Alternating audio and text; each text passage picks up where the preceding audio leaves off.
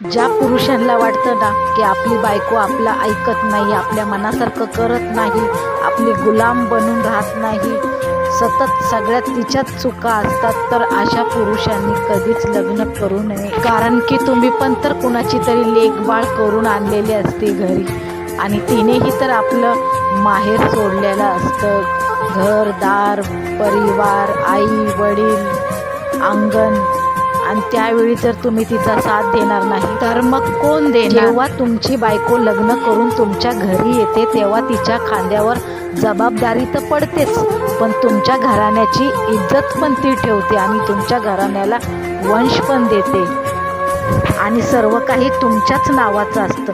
तिच्या नावाचं काय असतं तरी तिची लायकी काढतात. लायकी काढणाऱ्या नवऱ्यांना वाटतं की ते लोक त्यांच्यावर उपकार करत आहे, खरं तर त्यांना पण बायकोची गरज असते. सगळेच पुरुष वाईट असतात असं मला नाही म्हणायचं, पण आहे एक काही ठिकाणी असे पुरुष, तर अशा पुरुषांनी खरंच लग्न करू नका. एखाद्या लेकी बाळीची जिंदगी बर्बाद करू नका.